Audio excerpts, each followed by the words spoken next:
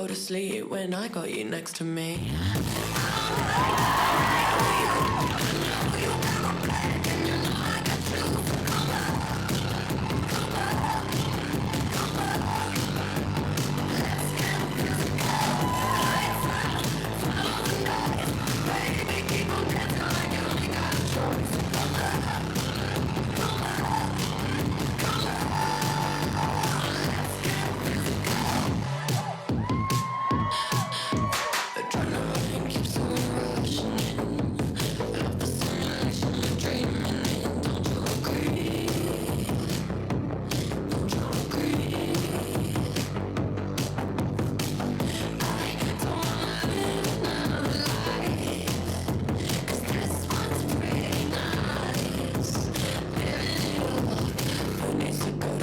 When I got you next to me.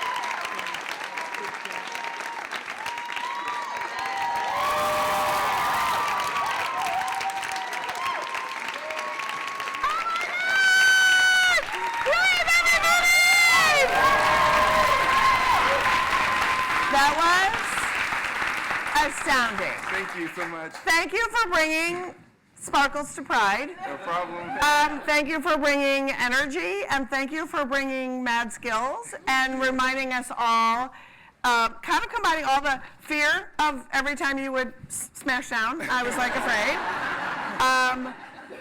Awe that you are awesome.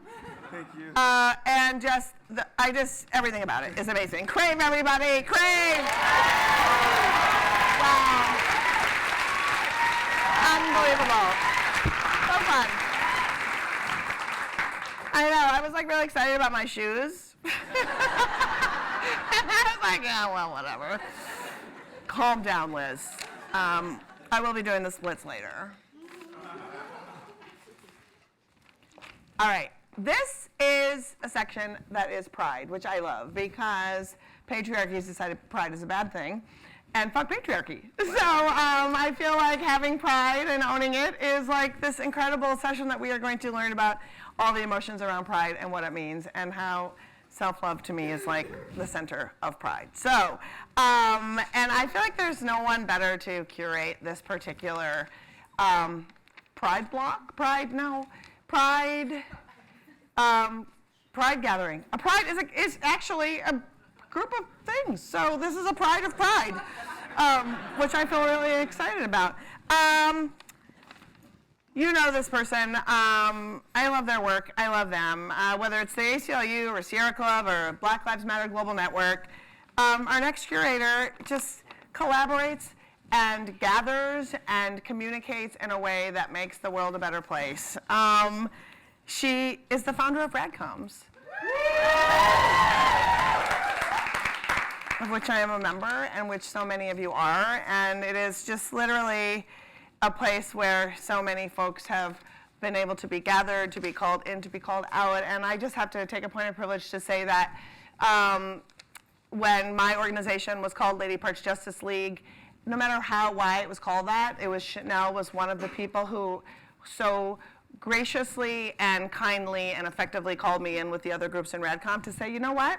Let's be more inclusive. Let's do this. And I was like, yes, let's do this. Let's call it Abortion AF. I feel like this is a way to do it. And so it's just, I feel like just so thankful that Chanel is able to guide people not only in how they communicate, but how they can communicate better in ways that are really hard. So I feel really glad about that.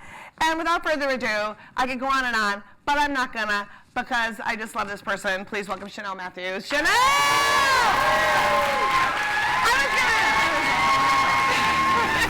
They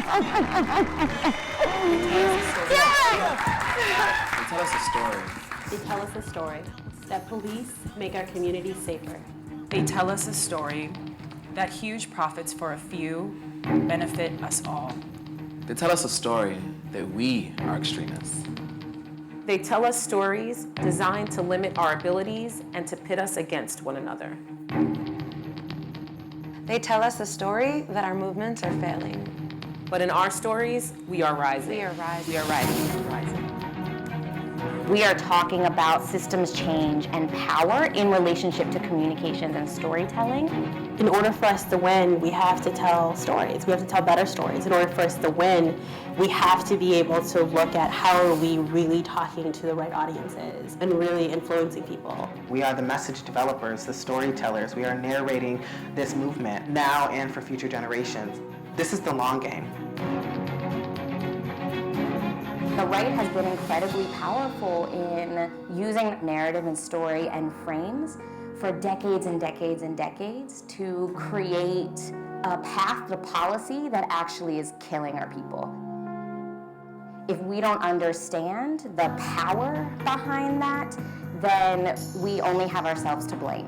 Combating, and not just combating, but creating and telling the stories and frames and narratives of what our vision is actually how we pull people into the movement. The Radical Communicators Network serves as an online and offline space for people working within social change and public interest communications who are committed to taking a radical approach to winning. A little bit over a year, we've grown to more than 400 people.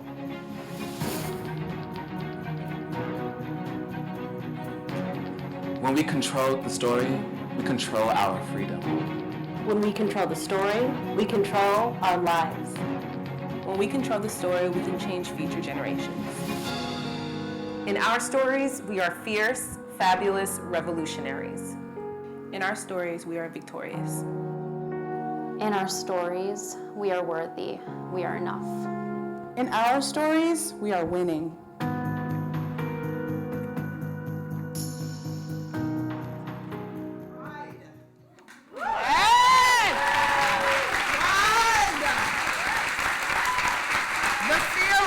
Confidence and self-respect as expressed by members of a group.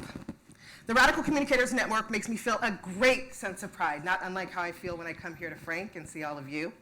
Pride because I'm building political power with people who understand change the way that I understand change. Pride because I don't have to leave any of my identities at the door. I get to be my whole self. Pride because we are upending the status quo of how people talk about complex issues and understand them, and seeing measurable change in our lifetime.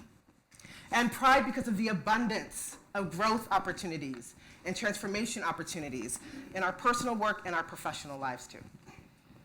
And so I would also be remiss if I didn't say that our pride, the pride I feel in relationship to RadComs and in relationship to all of you, is also forged through our contending with systematic dehumanization.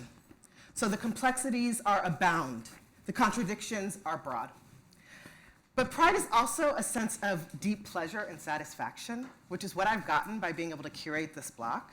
The people who are coming to the stage next are going to talk to you about pride in relationship to immigration and race, political motivation and children, and the way that we understand each other. So without further ado, let's talk about pride.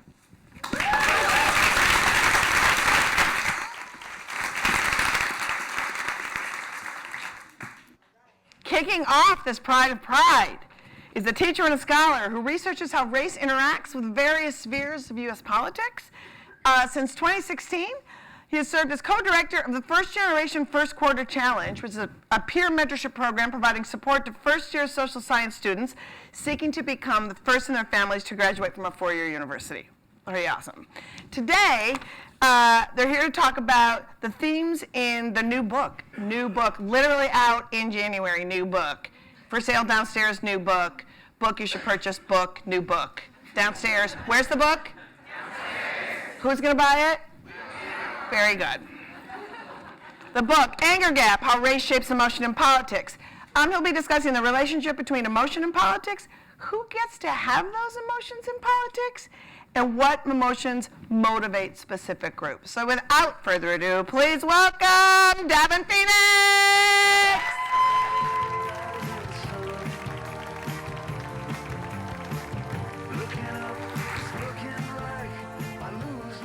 Morning, Pranksters. How you doing? I don't know if the book is actually downstairs. It's at least available on Amazon wherever books are sold.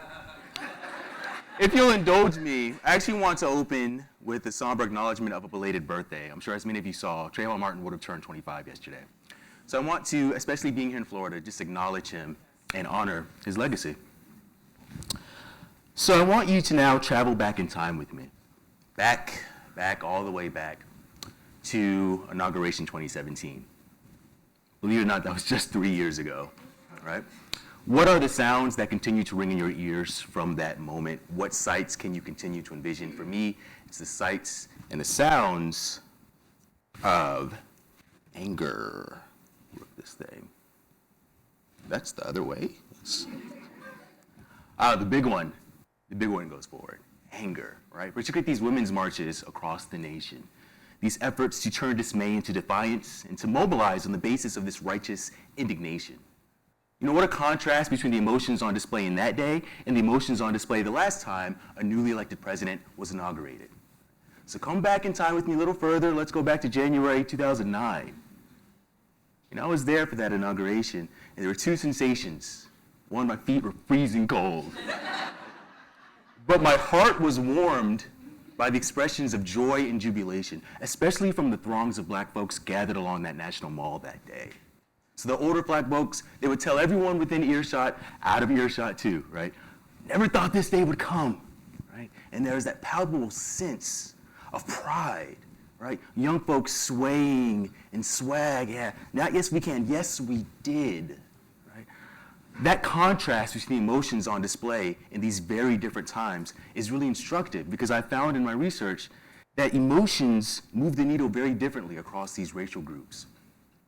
So when I look into the effects of anger, I find these really clear differences. So these are the old slides, right? So I'll skip this. I'll say this because you can't really get through that, right? This is the academic way of presenting, right? Different vibe, different crowd, different room. Here's what I find, right? When I've asked folks across 40 years of surveys and experiments, right? What makes you angry about politics? Are you angry? I find white folks that anger is mobilizing, makes them more likely to donate and canvass and meet with others to solve local problems and contact officials and protest and boycott. African Americans, not so much. I'm not finding anger move the needle. And why is that, right? I asked black folks and white folks across the nation, what makes you angry about politics?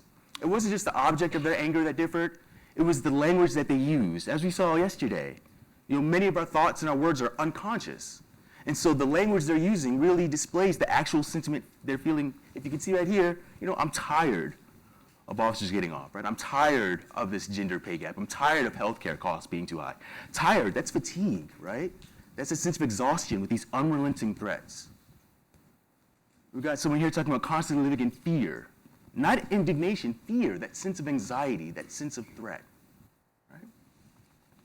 And you hear that buying into this idea of there's a cost of black people expressing their anger. It can lead to rioting, something worse. We can dive into those costs, but let's look at the contrast, how white folks were expressing their anger over politics. Very different set of words, right? The thing that enrages me about this system, that's that mobilizing anger, right? I mean, it's infuriating how these rich old white men own everything. Even when I saw white folks kind of rejecting that anger frame, it was like this man that said, politics is for politicians. He wrote that in all caps, right? That's the angry typeset, right? We can note those differences, right? And so what is these differences tapping into? On one hand, we have to think about the costs of being angry, right? How many of you remember the Obama anger translator sketch from Key and Peele, right? What was the conceit of this years-long sketch? Even occupying the highest office in the land, this black man and this black woman as first lady couldn't defy those norms of civility because they would pay high costs. Consider the scrutinization of black athletes who get blackballed for daring to state challenges to the system or stating their dissatisfaction with the system or being told derisively, shut up and dribble, right? And think about the long and continuing tradition of surveillance and scrutiny and infiltration of black organizing and activist movements. This history sends a message loud and clear. If you dare express that anger over politics, there will be costs to pay. And so we're looking to mobilize African Americans and other community groups because I see these patterns present for Latinx and Asian Americans as well.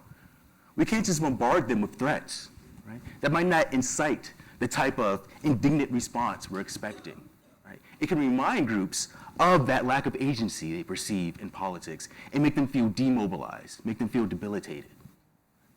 In contrast, right, and I'll skip these because academic, blah, blah, blah, right?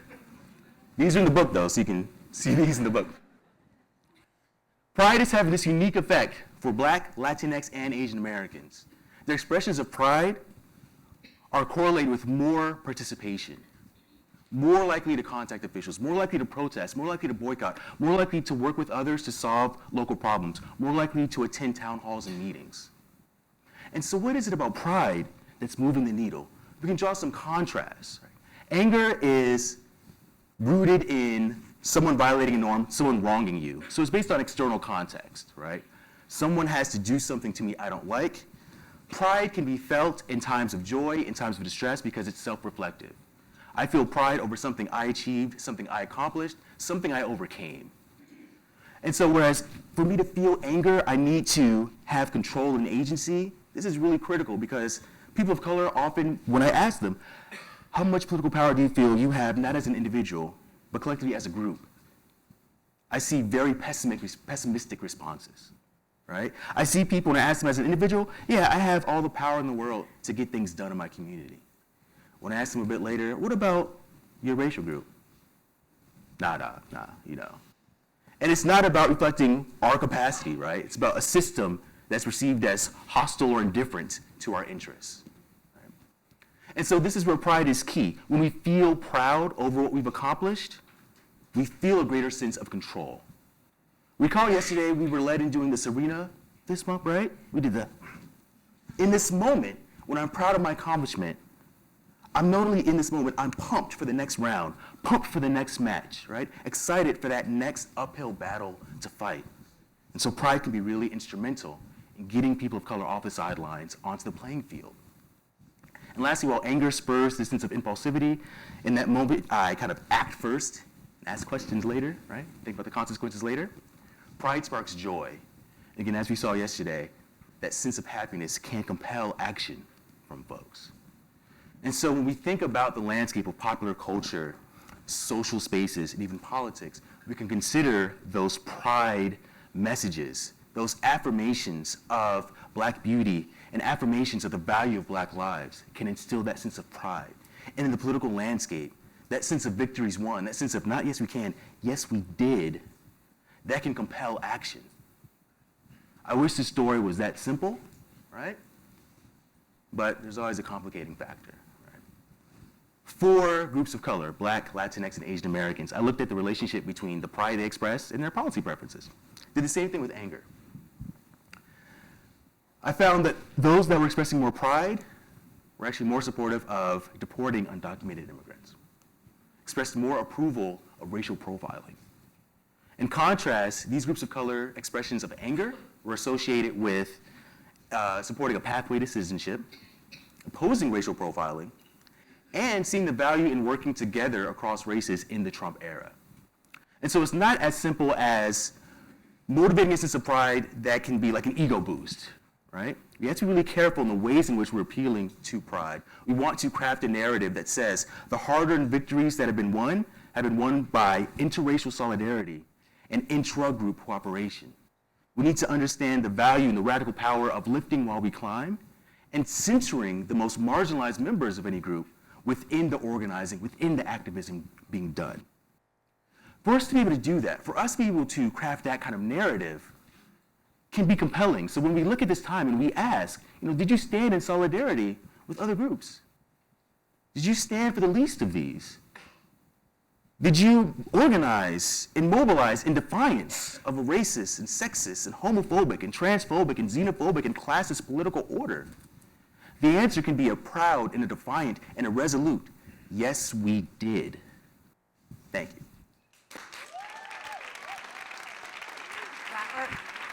Great. Your book is downstairs. Devin. Whose book is downstairs? That was a glasses moment. And a head thing. So now you know where to buy it, downstairs. Yeah. All right. Coming to speak next is one of the leading communicators in climate research. He's associate professor of environmental decision making in the Department of Environmental Conservation at the University of Massachusetts Amherst. That is a lot of doing things. And his jam is using behavioral science to connect folks and inspire them just so they can organically understand what is good, and that just motivates them. It's not a lecture, it's what appeals to you, and then how does that turn into this organic way that you reframe and behave and how you do work in the world. So he's going to talk about that very thing, exploring change and the impact of how people feel about it and how it makes us take action. So I love this coming into the anger space, kind of going out of the last space, coming into this space. It's really awesome. So please welcome. He told me to say he's not a doctor. So he's not a doctor, but he's a doctor. So we're going to say, please welcome big important brain, Ezra Markowitz.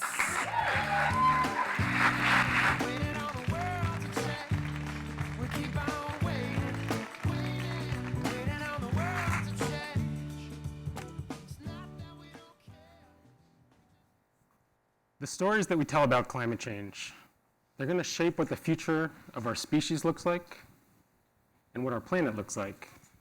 Not just for next year, not just for the next couple of years. I'm talking about 10, 20, 50, 100 years. So no pressure to all the storytellers out there, okay, right? It's not like you have a big job to do. I get to just teach about this stuff. You all need to go out there and do it. Now I want to be really clear from the onset. I am not saying that if we tell the story the right way, we're going to solve this issue. This is a massive, massive issue.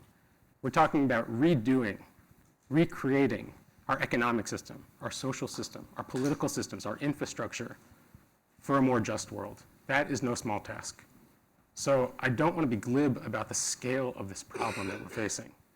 But if we tell the story, and if we tell it well, we're going to make progress. And we have to tell that story, okay? And we have to tell it for three important reasons, and that's what I want to talk about today in my couple minutes with all of you. So you all have seen pictures like this, right?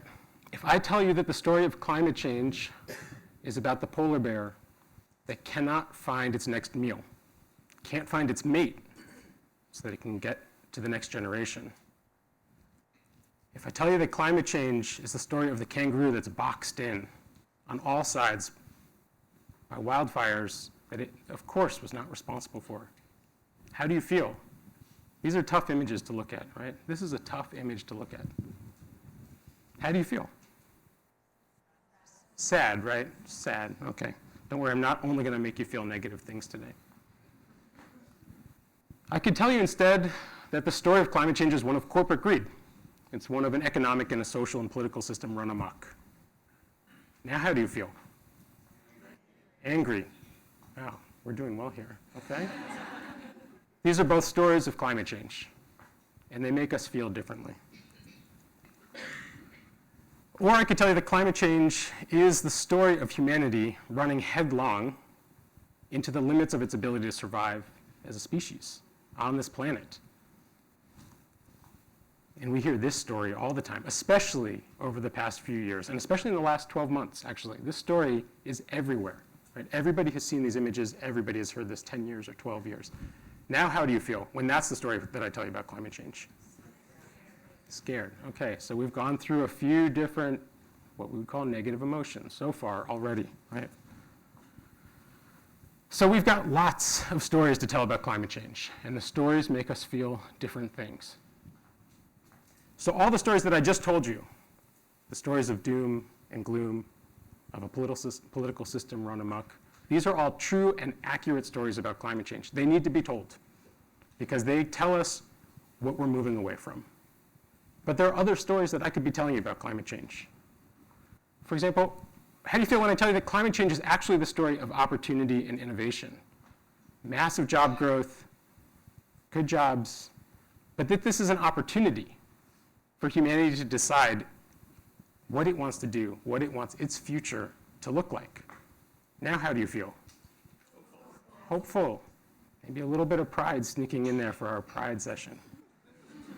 Or I could tell you that climate change is the story of a singular moment in human history when we get to choose actively, with purpose, where we're going to go next.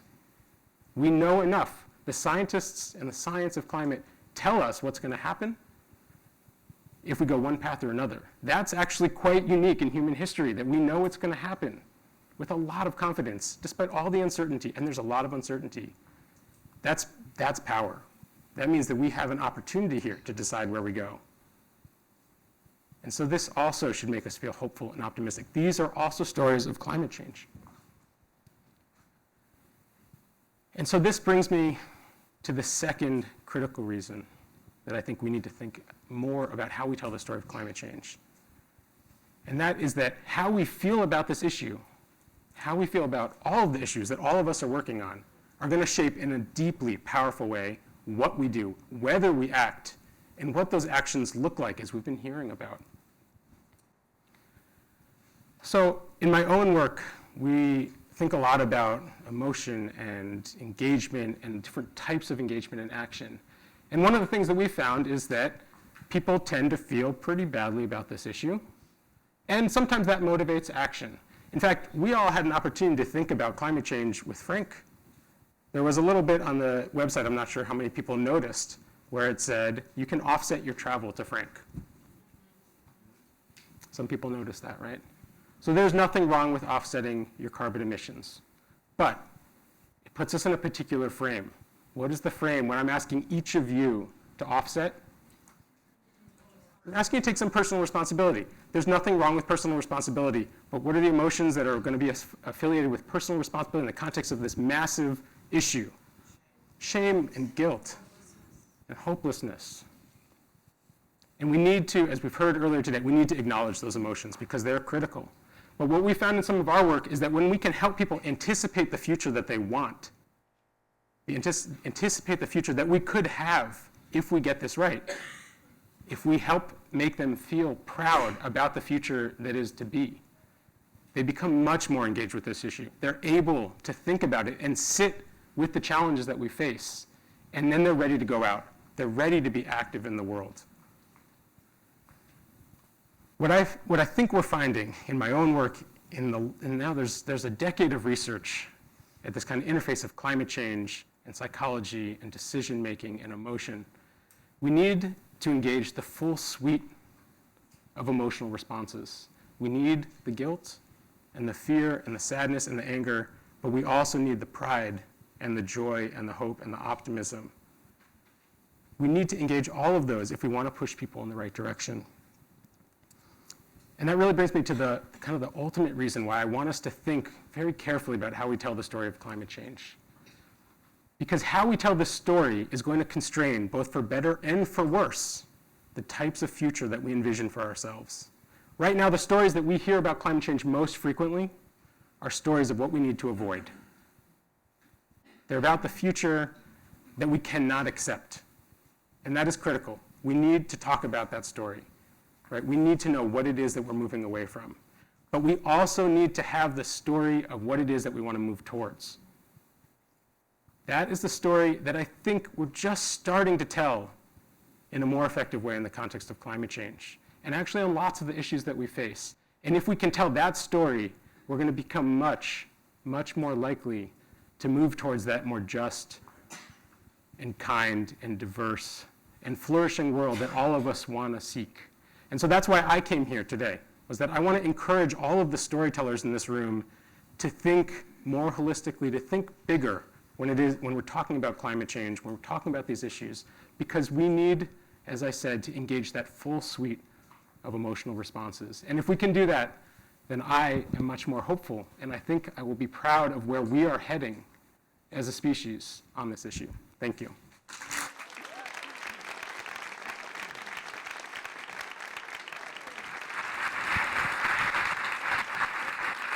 Thank you, Nada, Dr. Ezra. Well, I'm going to talk with you. I was about to say something, but I'm going to save it for you and I to talk. Something I love, like the way that this segment was, pride was curated, was looking at all the ways that pride happens. And our next speaker is, he's a Brooklyn-based portrait photographer who has spent the last few years shooting editorial and style content for clients.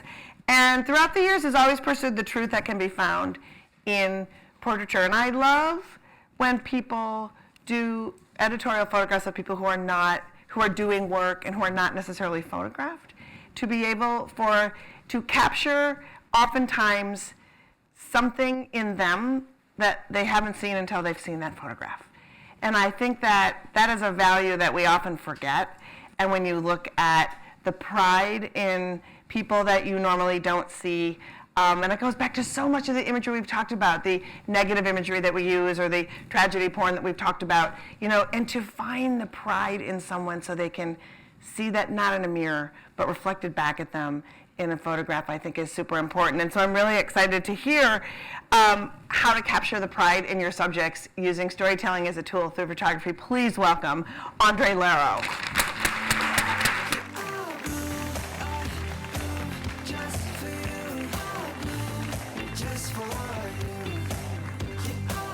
I'll bring this with me. Yeah, I'm good. I'll take it. Good morning. Is it still the morning? Are we crossed over? Okay, well, good afternoon. I'm 9 minutes late. Let's just take a deep breath for a second. We just heard a lot of really cool stuff, so let's just center ourselves. Thank you guys for coming on your second day, making your way here. My name is Andre Laro, and I'm going to talk to you about accessing and utilizing the pride of your subjects is so vital to take your communications to the next level. So in 2017, I worked on a project called Nation of Newcomers. And it was centered around the question, how did your family come to America? I worked on it with two of my friends, and these are some of the stories that we came from there. Oh. Okay, well, it's all right.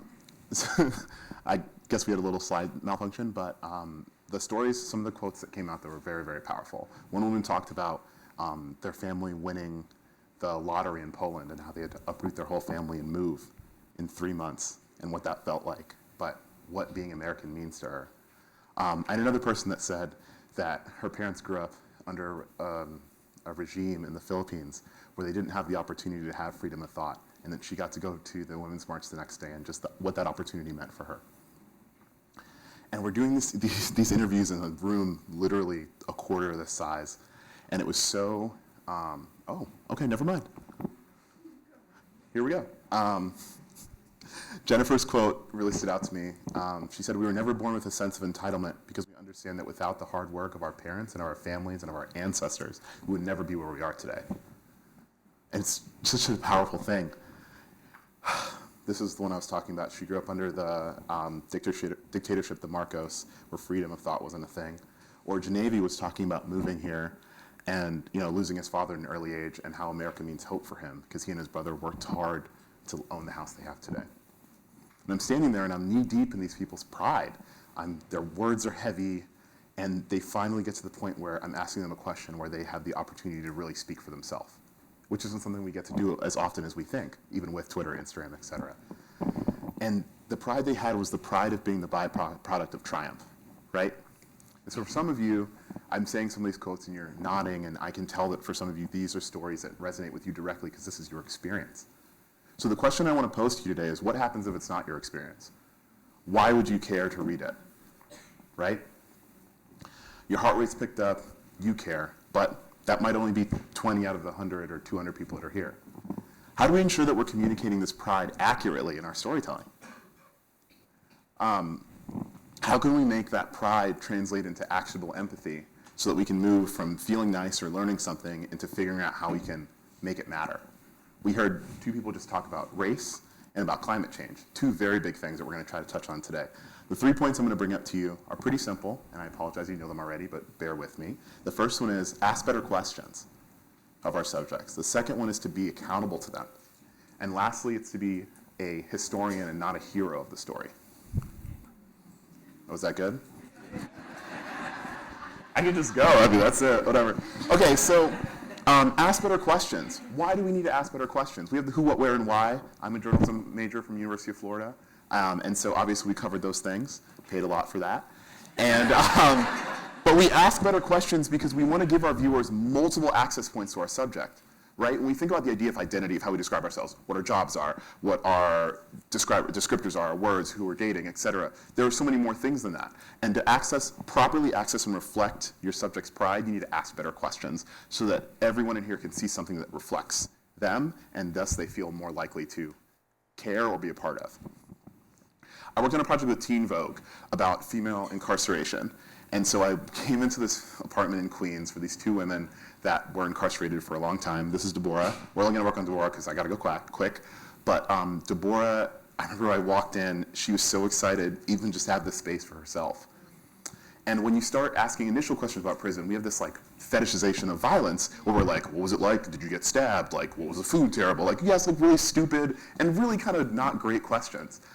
And then, you think maybe later, she's a mom. What was it like to be separated from your children? But when I was in her home, the thing that rubbed me, it reminded me so much of being in my mom's home of like, for the West Indian people, if there are any of you here, you know full well, like, it's like anyone that comes in is like the Pope and like everything is fluffed and perfect. And so I asked her, I said, how did you establish that sense of place when you were in prison versus now? She said this, and bear with me, this is a long quote, but it's very powerful. She said, when I got out, it wasn't like a walk in the park or whatever that gave me peace. When you're in penitentiary, there are certain hours of the morning where you have to stand up and be counted. So I would automatically wake up in the middle of the night and stand up. Sometimes I'd go and lock myself in the bathroom. This is when she was staying with her kids. I spent 18 years in a room with a toilet and a sink, so I felt safe in the bathroom. I'd just sit there. And this was the closest thing I had to feeling safe, I'd sit there for hours, and sometimes they would knock in the morning and say, we have to get ready for work. Are you doing okay?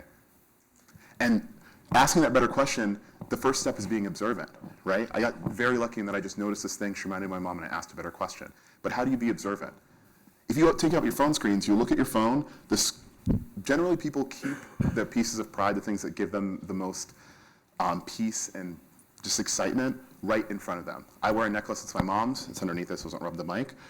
Your phone screens, if you look at them, they're usually what's most important to you. Take time to pay attention to who you're speaking to and what they're revealing about themselves. If you have a hard time, watch Sherlock, that's what I do, it's great. Figure out what you're trying to hope, what you're trying to learn and work backwards, and never interrupt. Next, be accountable to your subjects. What does accountability look like? It's very simple. The idea is making your subject not a source for you to pump information from, but to be an active participant in your process of storytelling. Some of you are data-driven people, and it's great that you're getting that data, but I'm not going to read it unless there's a reason that I feel like this affects me. I worked on a project with the North Face last year called The Last Expanse. And the project was centered around the question, why should we not drill in the Arctic National Wildlife Refuge? Now, all of you here are like, oh, so we shouldn't do that. Yes, it's bad. But what happens if we do it? Who gets affected? So I went to the refuge for 9 days or 8 days. We took some photos. And I also spent a lot of time just meeting with the Gwich'in people and trying to have them explain to me what it's like to have the certain amount of caribou they can hunt limited, or the salmon, and how that impacts the environment.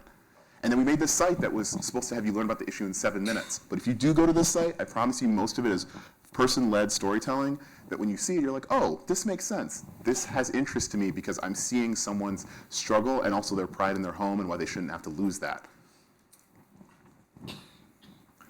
Next up, be the historian and not the hero. This is the most important one. I'm a photographer, but also we know in the space now that we all want to be our own media outlets. We want to be our news outlets. We want to be important. We want to be viewed as someone that people can come to for truth. But when we do that, we have to be careful not to make the concept of the storytelling about us primarily. Because we do that, then all of a sudden people are coming in to tune into what we have to say. And after 3 stories, there's nothing you can say that is honestly that important to me. And that's why I only have 8 minutes, because if it was longer, they would just be like, that's terrible. So I want to make this point about not being the hero. Influencers are about monetizing lust. You're here to translate empathy. You think, oh, you've seen all these recent commercials like hate liking people's stuff and like being jealous of trips that people are going on. Like, yes, but the concept of media in general, as communicated through social media or reports or anything like that, is to translate an idea to someone that has not been present for it. And that's a tremendous responsibility. And if you can step in and say to yourself, I'm going to translate this person's pride, their pride in where they live, their pride in their families, their pride in there's so many things that you can access, then that is what you're going to get. And when you get that pride to where you want it to be, and this is by far the most important slide, the only thing you ever hear me say is this: pride garners empathy, right? Empathy demands action. And from that action, you can create change. That's it. Thanks.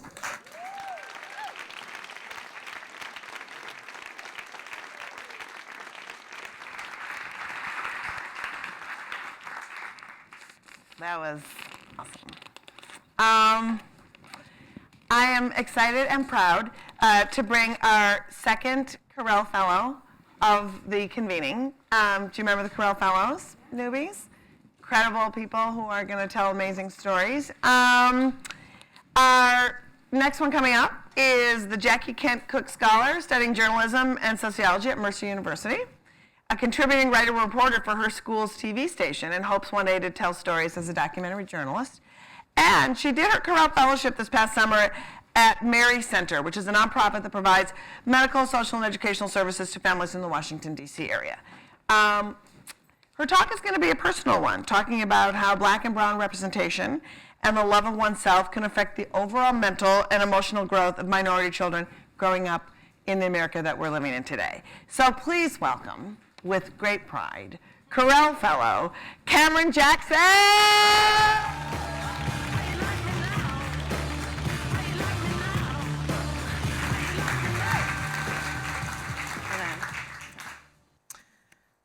I believe in the beauty of representation.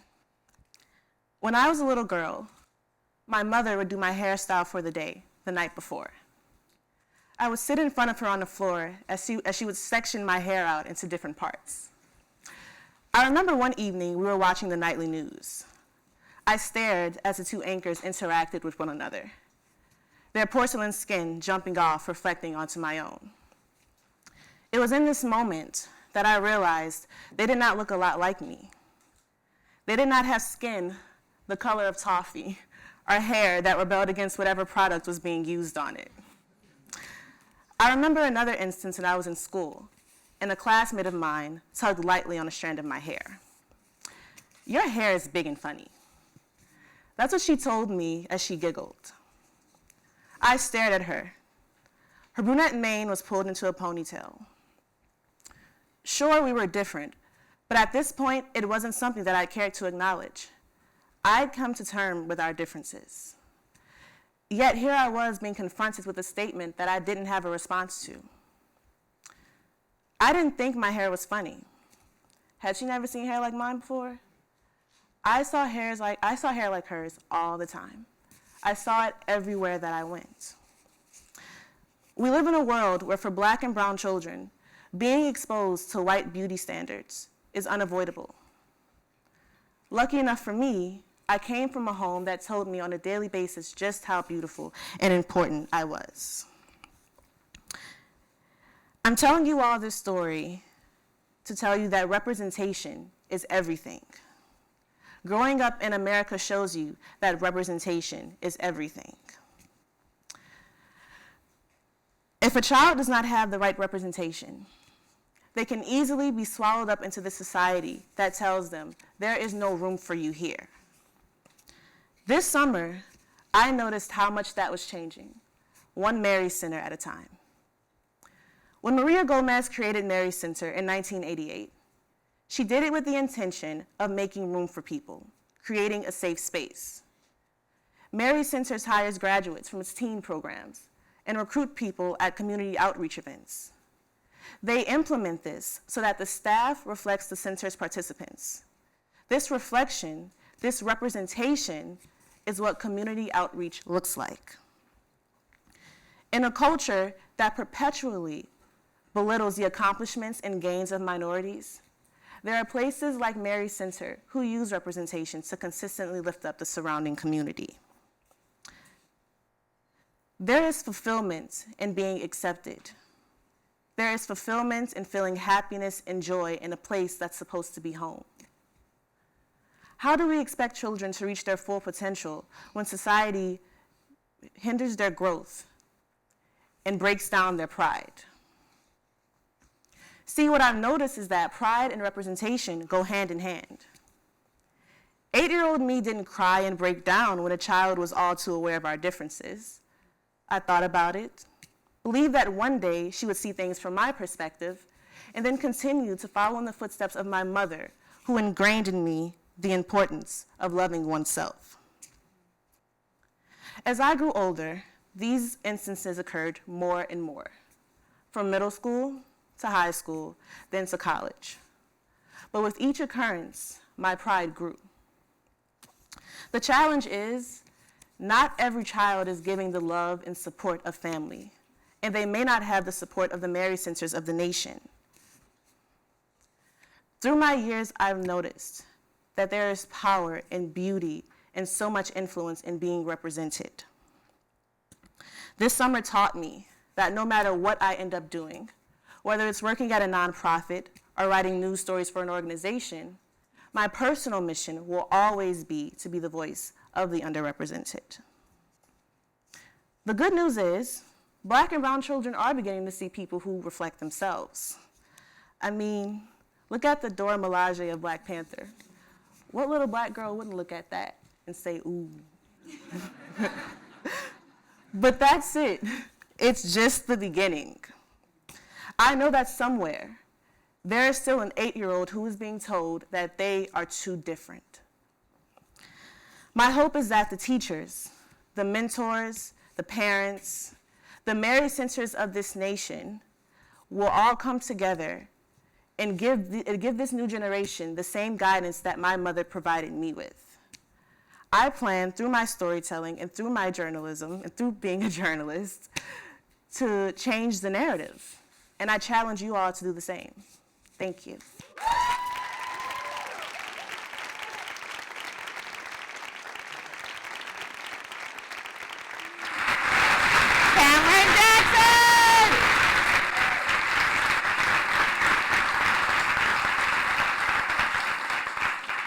Oh my gosh. The future feels good, doesn't it? Just for, I don't know.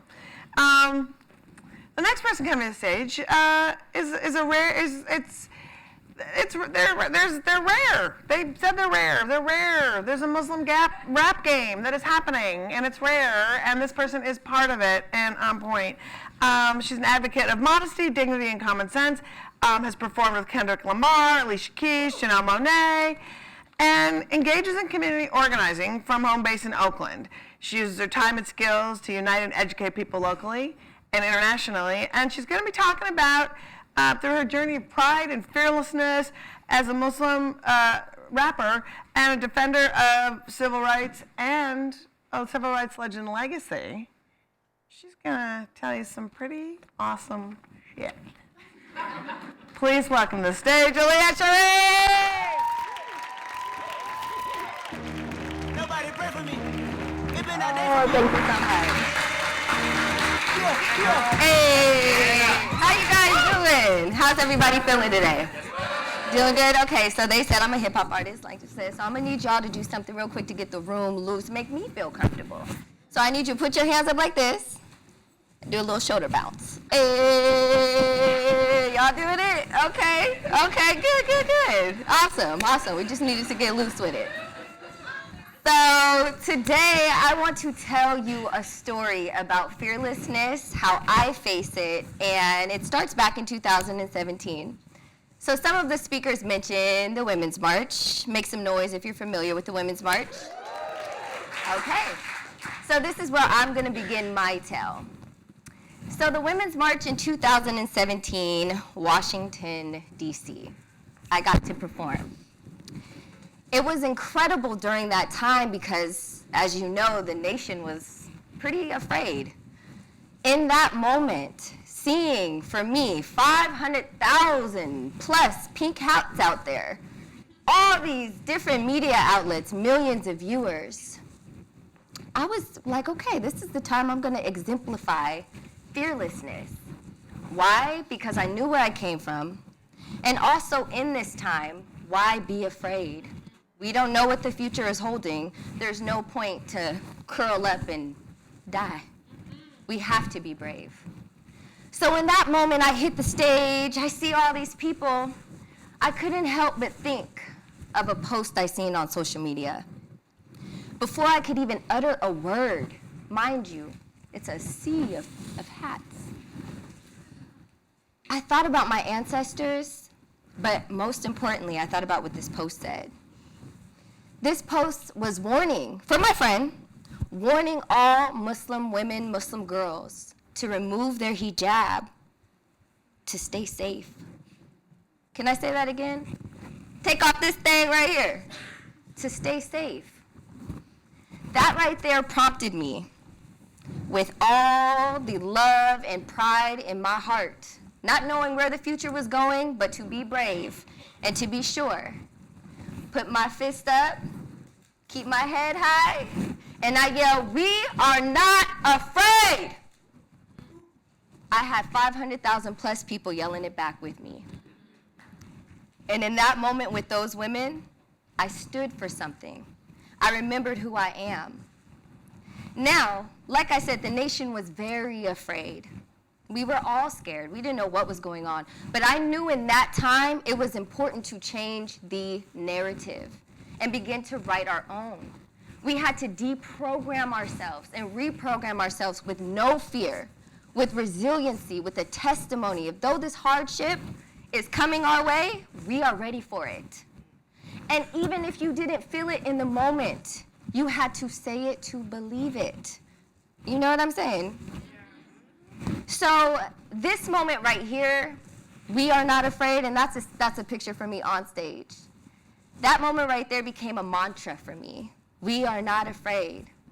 It became a movement. It changed the trajectory in my entire journey with music, creation, and everything. But over time, I started evaluating this phrase I had started to pitch to the world. I thought, yeah, I'm not afraid. Definitely not afraid. But does that mean everybody else isn't afraid? What are they thinking? Was I too loud? Was I too proud?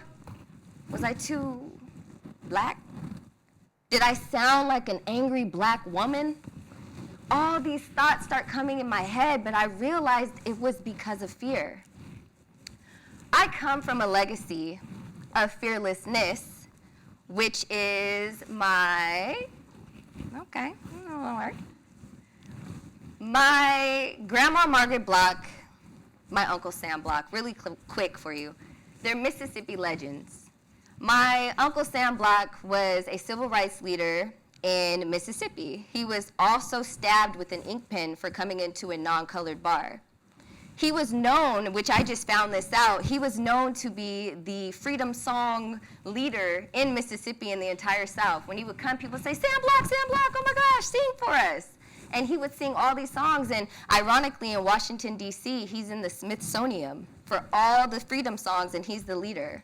When I found that out, it helped me deal with fearlessness. When I got on that stage and we are not afraid, I didn't even know where it came from. Margaret Block, my grandma, she's a poet. She's very familiar in Mississippi, a legend. She's a civil rights leader and activist, did work with Martin Luther King, organized bus boycotts. I had to tap into that and realize where I came from. I had to look at the little girl in the mirror. Before I thought about this image and this label and what people see me as, I had to go back in time. I'm a music artist as well. Music is my first love. I realized the power of music and what my music was doing to affect people all over the world. I was called to the Women's March for my song, Who Ready? So I began to teach hip hop classes. And I teach them from elementary school to college. And a lot of the students in our classes, these are two of my classes here, we learn how to combat stereotypes with our words. Our words are powerful. They're the most powerful weapon we have. So I'll ask them, hey, what's wrong with music? And you'll be surprised. I don't have to say anything. It's misogynistic. They treat women bad. They say the B word too much. It's too much cussing, too much killing, too much robbing. So what we do is we take those same beats and we make clean versions to the songs.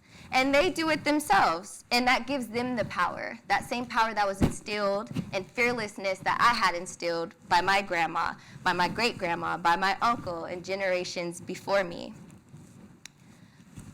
I started a collective called the Hijabi Chronicles. It is all Muslim women in a collective. We rap, we sing, we act, we dance, and you name it. And this collective was really challenging because they were saying, hey, you're Muslim. You shouldn't even be on stage talking in a hijab and you're a woman. And we had to deal with a lot of stereotypes from a lot of different people.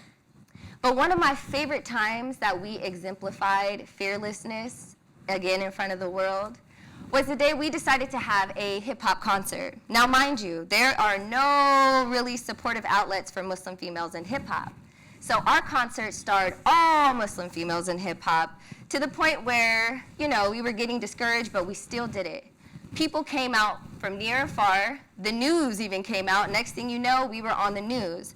Instead of, you know, crawling under the bed and going into fear, we decided to have our very first concert. And when we did that, women from around the world were inspired. And sometimes you just have to be the one to do it, to show someone else. Representation is very important. And being strong and being fearless, it really matters in a time where everybody doesn't want to say anything. I will say for me, my testament is a testimony to my story. It's of hardship. It's filled with fear. It's filled with self-doubt, discouragement. But at the end of the day, I do not live in fear. Because when you live in fear, you're just running away from yourself. So there's no point. You have to embrace yourself. I implore each and every one of you, trace your roots, find out where you came from, the ones that came before you, see examples, and in that, raise your fist, everybody, raise your fist and say, we are not afraid. We are not afraid. Thank you. Love you.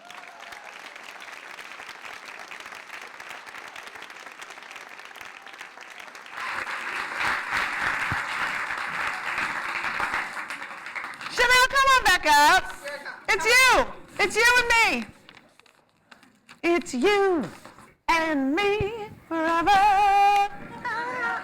I can't sing, but Chanel. I mean, I can't either. I'm just a but I ham. have on a cute romper. You do. Your romper is super good. What is not prideful is using the bathroom in a romper, though. No. Having your top dragged to the bottom of the floor, it's a thing. Being naked in a public stall. You just commit it. I mean, it's just a lot. Also, we're in two different weather patterns. I don't know what's happening. You're like in a romper. I'm like, from New York. I know. Happy to be in this weather. I know. I'm from Minnesota where I'm always prepared for terrible things to happen to me, weather-wise. And I always need to have shoes on where I can help you with your car. Oh, yeah. Like, it's crucial. It's important. But that's just the way I grew up. Like, you're useless. Westerners. You're useless if you can't dig people out. So, Pride, tell me about, like, takeaways and what you learned just curating this block. Yeah, a ton. So, one thing that really stuck out to me is this idea of painting a prophetic vision for the future. So Ezra talked a lot about the stories that we need to tell to compel us to be thoughtful about what we want to see, not just what we don't like. And I think we talk about that a lot in strategic communications. We tend to talk about the doom and gloom and paint pictures that elicit negative emotions.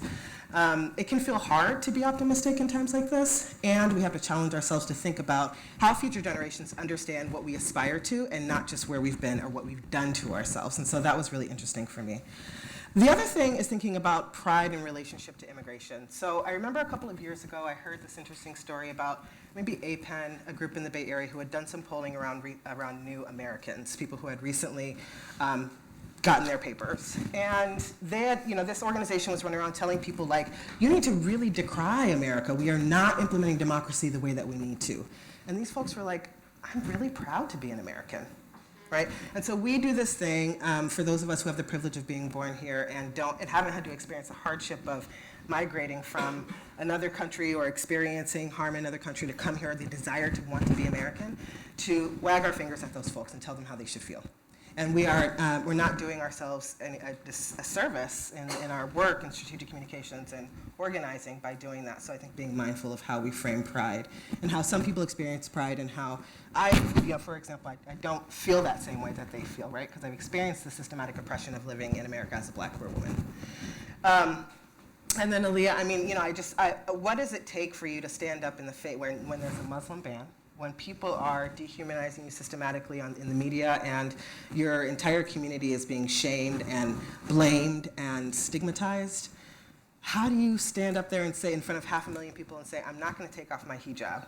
Have that deep sense of pride. So to me, there's also this deep sense of integrity around, we have to have as individuals, right? We're not cogs in a machine doing the strategic communications work for our organizations or our foundations or our firms. We are individuals who have to have a sense of self, so that we can illustrate the values that we're telling other people that they need to have. Yeah, I think that's right. And I also think, too, like, all the stories, I'm tying back into the, potluck, for sure, right? And also, for me, the thing that I really love is when talking about communication, it's when we need people to reshape, reframe how they have currently lived their lives and having to do a reshape on how to make it better, that's just a bonus for your life.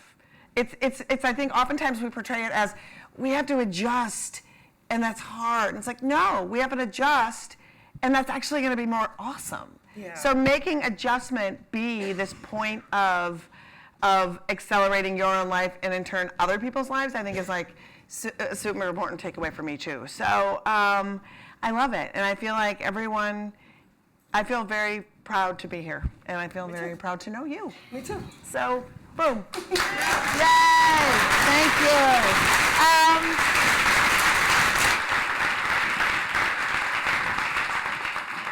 Also, it's time for lunch. Everybody likes lunch. Lunch is next door. For those of you who are experiencing Frank for the first time when we have lunch outside, there can be long lines, there can be a thing. So just take a breath. You might be in line for a minute. Maybe get in the line with finding someone that you've heard speak or somebody you haven't talked to and take that line time to ask questions or explore something new. Check your phone, get all that out of the way. Be back here at 1:55 because our afternoon is as magical as our morning. So enjoy your lunch, meet a new person, learn a new thing.